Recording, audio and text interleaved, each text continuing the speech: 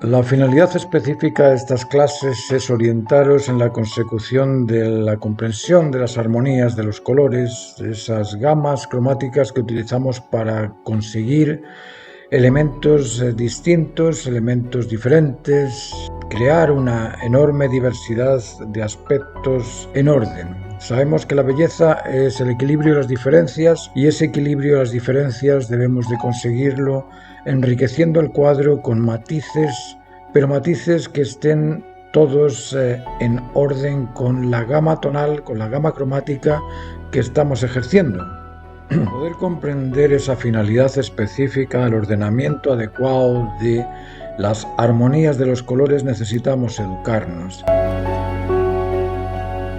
Cuando el artista crea está reproduciendo los mismos principios de la creación que existen en la naturaleza.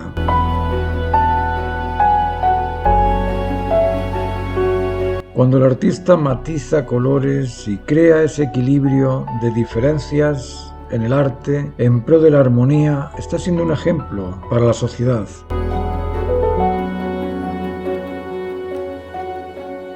La sociedad también tiene que buscar la armonía en ese equilibrio de las diferencias. Cuando el artista busca lo adecuado para su proceso, para su propuesta, para su pretensión, está buscando aquello que sea justo, que se ajuste a aquellas necesidades propias de lo pretendido por el artista. En ese actuar está siendo ejemplar para la sociedad completa, en buscar aquellos valores que ajustan al ser persona con su humanidad. Cuando el artista busca lo pleno, lo justo, lo completo, está mostrando a la sociedad una serie de valores que son por todos compartidos. Todos esperamos ser satisfechos, sentirnos ajustados y sabernos confiados y convencidos de las razones justas, y estamos también buscando realizarnos, buscando madurar, buscando mejorar. Para eso es la educación.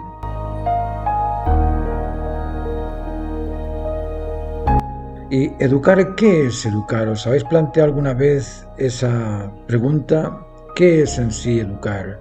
Educarse es ir a una buena universidad, un buen colegio, es tener una instrucción, tener una preparación técnica. ¿Qué es educarse? O educarse es aprender a ser normal, normalizándose en ciertas normas de comportamiento natural, de convencimiento natural, y de convivencia también natural. ¿Qué es la educación? Educación es el conjunto de normas naturales de comportamiento, de convencimiento y de convivencia que posibilitan la realización del ser normal humano. Normas que desarrollan las capacidades sensibles, cognoscitivas o intelectuales y creativas del individuo. Normas que faciliten la conquista de los máximos valores de plenitud, justicia y cumplimiento del máximo deber válido para todo, porque aquello que beneficia siempre a todo no perjudica nunca nada. Podríamos decir que un docente mitómano, imaginaos un docente mitómano e irrespetuoso, podríamos decir que ese docente mitómano y respetuoso está educado. Podríamos decir que un científico imprudente y un científico negligente podría estar educado también. Podemos decir que un político irresponsable y narcisista podría ser buen representante social. Podríamos decir que está educado. En esta clase vamos a hablar de los fundamentos esenciales de la educación. Instruir y construir son dos aspectos complementarios, son dos aspectos distintos, pero son complementarios, y la instrucción sin construcción no sirve de mucho, se queda solamente en la teoría. Y debemos encontrar las diferencias entre lo que significa instruir y lo que significa educar. Educar tiene que ver con crianza, tiene que ver con ser tutor de esa persona y ser también aquel que corrige a la persona, mientras que el instruir es simplemente mostrar conocimiento. Si pensamos en cuál es la base esencial de la educación, vamos a tener que echar mano de tres aspectos fundamentales. Por un lado, la educación es similitud. similitud entre el emisor y el receptor. En esa concordia, en esa similitud, en esa asociación, en ese vínculo establecido en el convencimiento se establece la concordia, se establece la educación. Pero para que exista esa similitud necesitamos de recursos y además necesitamos de tiempo. Las cosas no se educan de una vez, se van educando poco a poco en el proceso de desarrollo. Luego, similitud, tiempo y recursos son tres aspectos fundamentales de la educación.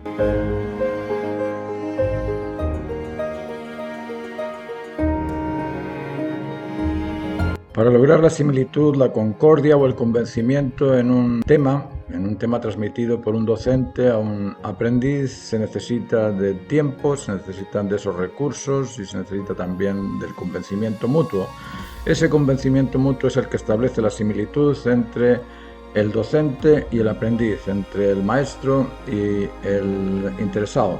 Y un alto porcentaje de esa similitud se establece en base al interés del aprendiz. De nada sirve un buen maestro cargado de recursos si el aprendiz no tiene interés. Cuando se establece esa trinidad de aspectos complementarios entre el docente, el conocimiento y el interés, podemos decir que comienza la educación. Para que comience la educación necesitamos esos tres aspectos.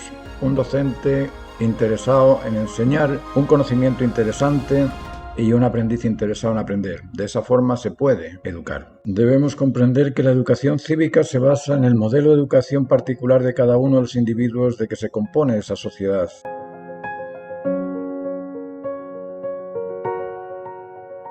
Y todo tipo de educación particular se basa en el modelo de un ideal humano. El problema que tenemos o que hemos tenido a lo largo de la historia es que ese ideal humano no se ha estudiado, ese ideal humano nunca se ha encontrado. De hecho, pocas veces se ha buscado. El ideal humano natural normal es aquel normalizado en consecuencia con las normas de la naturaleza, y todo ajeno a esas normas de la naturaleza carece de la propiedad de ser naturalmente normal. Vamos a ponernos un tanto idealistas porque esto que os voy a contar es algo ideal, es algo que no está. Pero imaginemos a un ser incondicional ante el bien común, es decir, aquella persona que antepone el bien común por sobre su bien particular. Sería un héroe, ¿no es cierto? Lógico.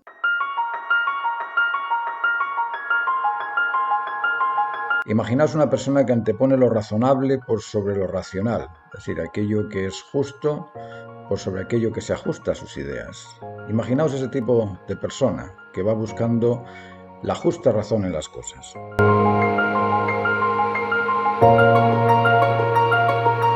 E imaginaos también aquel tipo de persona que antepone la conectividad por sobre el rechazo. Aquella persona que ante cualquier situación que genere rechazo, que genere algún tipo de discordia o algún tipo de tensión emocional, antepone la unidad por sobre ese tipo de preferencia particular, a rechazar al otro por ser distinto, ser diferente. Imaginaoslo nada más.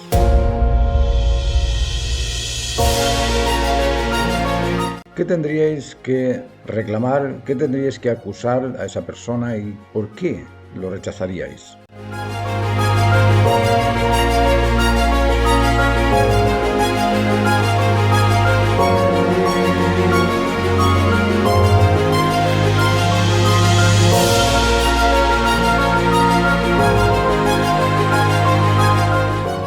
En vídeos anteriores hemos hablado de la naturaleza de la creación y de la naturaleza humana también. Hemos dicho que el ser humano es un ser libre, autónomo y responsable. Y libertad es la capacidad de optar por aquello que es válido siempre y para todos, porque aquello que es válido siempre y para todos no perjudica nunca nada. Ser autónomo es ser sincero, ser uno con la justa razón, es decir, eso nos hace autónomos, y ser responsable es aquel que cumple con los máximos deberes válidos para todos. Ese tipo de educación es el que necesitamos hoy en día y para eso necesitamos comprender las normas de comportamiento, normas de convencimiento y normas de convivencia humana. Si observamos y analizamos a las especies naturales, nos vamos a dar cuenta de que en las especies existe esa actitud incondicional por el bien común. En una especie, en una manada, todo ser, todo individuo de esa manada va a estar siempre fijando su atención en aquel tipo de intrusión, en aquel tipo de amenaza, en aquel tipo de peligro que pueda dañar al rebaño. ¿m? Y responden todos juntos por el beneficio del rebaño, por el beneficio de la manada, por el beneficio del bien común de esa especie.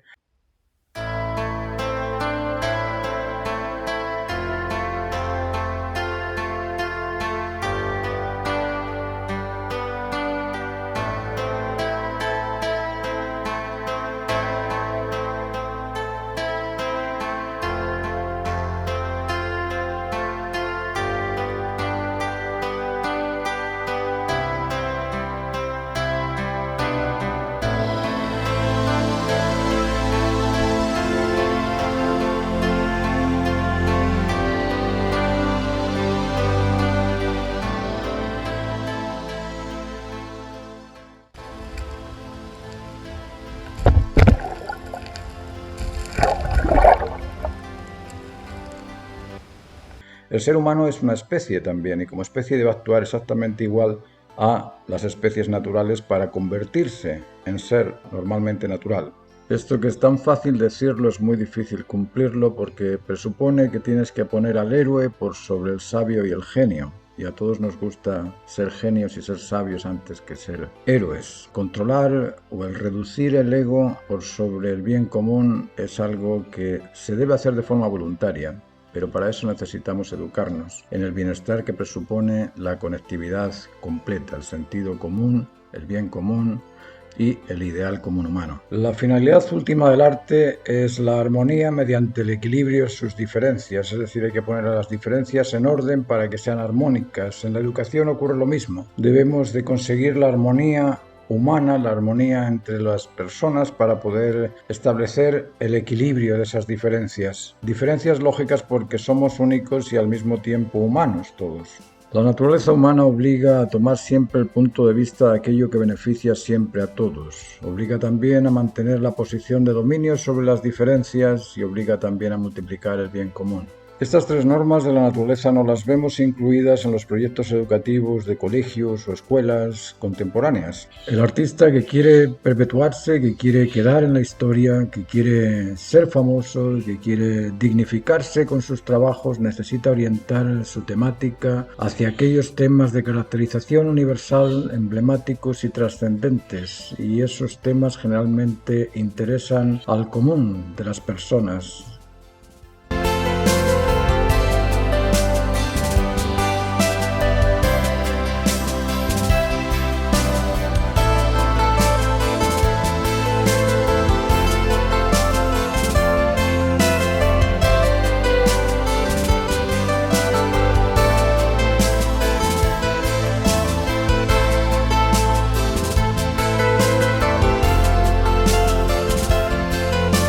Si el artista pierde esa orientación y prioriza aquel tipo de preferencias particulares,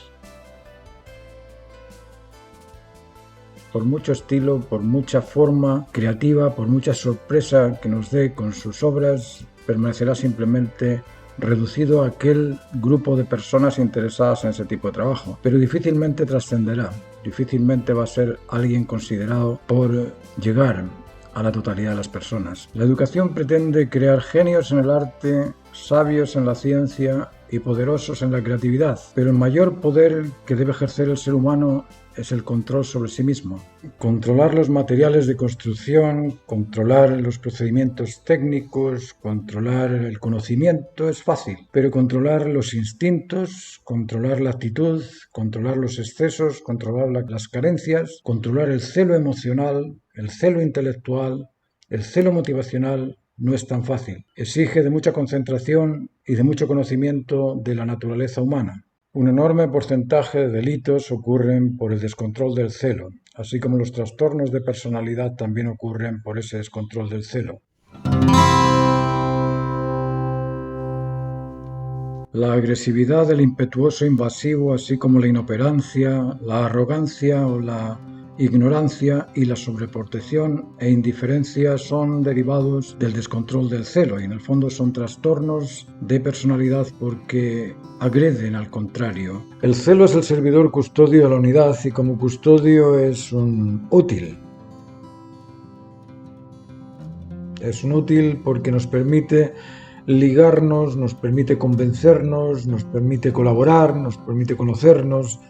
Pero el celo es un elástico que cuando se rompe se transforma en recelo. Ser celoso por el cuidado de tus cosas es bueno. Ser celoso por el cuidado de tu familia, de tus vínculos, de tus amigos es bueno. Pero rozar los niveles de la celopatía es peligrosa. Con el sobreprotector arrogante e invasivo impositivo no se puede dialogar. Tampoco se puede dialogar con aquel inoperante, ignorante e indiferente. En ambos casos se producen trastornos. Sabemos muy bien que aquel personaje al que decimos que es educado es un ser firme, prudente y templado. Esos tres aspectos, la prudencia, la firmeza y la templanza, son virtudes que se deben desarrollar y que debe comenzarse a educarse en esos tres aspectos desde la infancia. Sabemos que los niños son mentes absorbentes durante 8 o 10 años. Después de esos 8 o 10 años debemos corregir aquello que no hemos implantado en sus comportamientos, en sus convencimientos o en sus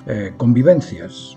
El tipo de comportamiento responsable, convincente e incondicional se establece en esos primeros 6 o 7 años de edad en el niño, y si no se le educa a ser incondicional, sincero y responsable, después cuesta mucho restaurar a la persona, al joven, al adolescente que practica la irresponsabilidad, el desconcierto y el egoísmo. Es importante sacar del adulto esa idea de que el niño es inferior y por lo tanto hay que tratarle con diminutivos o hay que contarle fantasías. Al niño no se le educa con fantasías que no son ciertas, ni con diminutivos, subyugando o disminuyendo al niño, aminorando a ese ser que está contenido en él, en cierto modo discriminándolo porque lo estamos tratando de una forma inferior. El niño es un ser persona y como tal debemos tratarlo, es un ser humano y como tal debemos orientarlo y debemos criarlo en la rectitud, en la responsabilidad, en la sinceridad y en el afecto vincular. El niño es un ser persona y como ser persona es un ser emocional, intelectual y motivacional o conductual. Al ser emocional debemos educarlo en el descubrir cuáles son las necesidades fundamentales, aquellas necesidades que surgen y cómo aprender a responder voluntariamente a satisfacer esas necesidades. Debemos educarlo a descubrir aquellas razones que son constantes, que son inmutables por ser razones constantes y continuas en el convencimiento mutuo, desarrollan el sentido común del niño y eso hay que inculcárselo entre 1 y 7 años y continuar después, pero en particular en esa edad porque es la edad de su mente absorbente. Ahí creen aquello que les dices, después lo van a juzgar y van a emitir su propia opinión, en ocasiones basada en su criterio particular y no en el sentido común. Y para desarrollar su voluntad hay que educarles en la disciplina, hay que educarles en la puntualidad, hay que tener rutinas constantes y continuas, hay que tener un ambiente preparado donde el niño sepa cada cosa a qué lugar pertenece, del mismo modo que tiene que aprender de qué manera él pertenece a alguien o algo. Ese tipo de orientación jerárquica, del respeto a la jerarquía de valor, de respeto a aquellos seres o aquellas personas que disponen de más experiencia, de más conocimiento, de más sensibilidad, ese tipo de respeto debe inculcársele en el niño entre 1 y 7 años. Una vez que el niño se ha normalizado en el conjunto de normas de convivencia, de comportamiento y de convencimiento, una vez que ese niño empieza a sentirse independiente, autónomo, libre y responsable, debe empezar en su preadolescencia a controlar los instintos, controlar los apetitos, controlar los excesos y las carencias alimenticias, hidratantes, el evitar las adicciones, el no caer en transformarse en adicto a ningún producto. Y por otro lado también el dominar, el controlar los excesos y las carencias de los instintos. El instinto de protección nos hace alarmarnos frente al peligro, y esa alarma frente al peligro, que no es necesariamente que ocurra solo cuando estamos frente al peligro, sino que estamos en situaciones, en momentos de discusión con otro, de diferencias con otro, de algún tipo de situación donde percibimos que nuestra integridad va a ser en algún modo alterada, aparece el instinto de protección. Surge el instinto de protección con esa sensación de angustia o de ansiedad. La ansiedad y la angustia debemos controlarlas, y en esa edad, en la edad preadolescente, el preadolescente debe controlar el celo, debe controlar el instinto de protección, el instinto de conservación, es decir, superar los apetitos, ser capaz de ayunar tranquilamente, ser capaz de beber solamente agua para hidratarse, evitar el alcohol, evitar ese tipo de adicciones que nos pueden sacar de la normalidad de la salud. Y por otro lado también pensar profundamente en la toma de decisiones, pensar de una forma prudente en qué es lo que ocurre si yo me entrego el apetito intergenital prematuro, qué es lo que ocurre si yo tengo una relación inadecuada con una persona inadecuada en el momento inadecuado, cómo afecta eso a los padres, hermanos, primos, familiares y amigos de esa persona si yo no soy bienvenido en esa tribu, en ese medio, en ese grupo de personas. Ese tipo de actitudes debe tenerlas el preadolescente muy bien comprendidas y muy bien aprendidas, porque el futuro de ese ser va a depender de qué tanto dominio ejerce sobre el control de los instintos, el control de los excesos, de las carencias, el control del celo, y qué tanto ha madurado en ese dominio del ser persona adulta madura, para poder empezar a vivir de una forma adulta madura. Eso no es crearse como un robot, eso es simplemente tener la comprensión de que cuando yo tomo una alternativa, sea esa alternativa la que sea, voy a evaluar las consecuencias antes de entregarme a algo que puede perjudicar a los demás. Eso es el estado de madurez. El adolescente se transforma en adulto cuando demuestra a los demás, a sus familiares, a sus amigos, que es capaz de controlar el instinto y que es capaz de controlar el celo. Esas dos cosas son fundamentales para declararse maduro.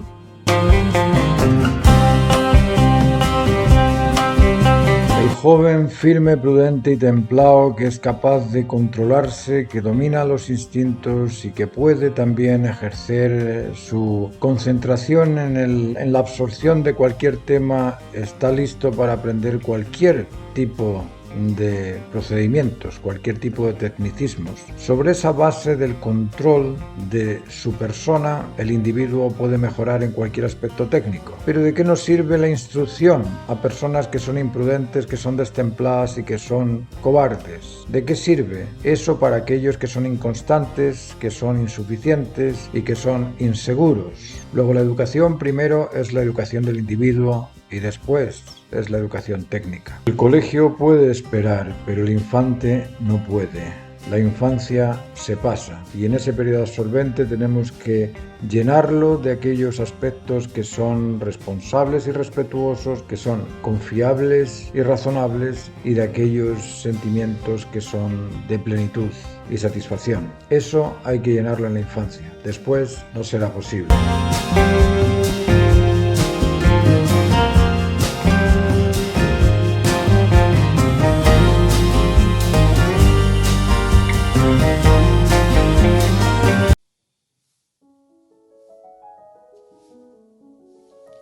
Hola artistas, mi nombre es Teresa. Conocí a Martín como profesor en mi primer año de universidad, hace mucho tiempo. Por ese entonces, al abrigo de mi juventud, me permitía ciertas dosis de ignorancia mezclada con ego y me creía sumamente diestra en temas de dibujo. Martín rápidamente me bajó de mi nube y me puso en mi sitio. Empecé a aprender con humildad. El tiempo pasó, yo me fui de Chile y terminé mi carrera de Bellas Artes en España. Después comencé a trabajar como profesora de dibujo y a través de las redes volví a encontrarme con Martín. Y aprovechando este multitudinario amanecer de las clases online, contacté con él para seguir aprendiendo mi propio oficio. Las clases con él son mayormente conversaciones filosóficas sobre arte. Te devuelve a la academia y a los conceptos básicos que todo artista necesita, pero también te invita a la reflexión.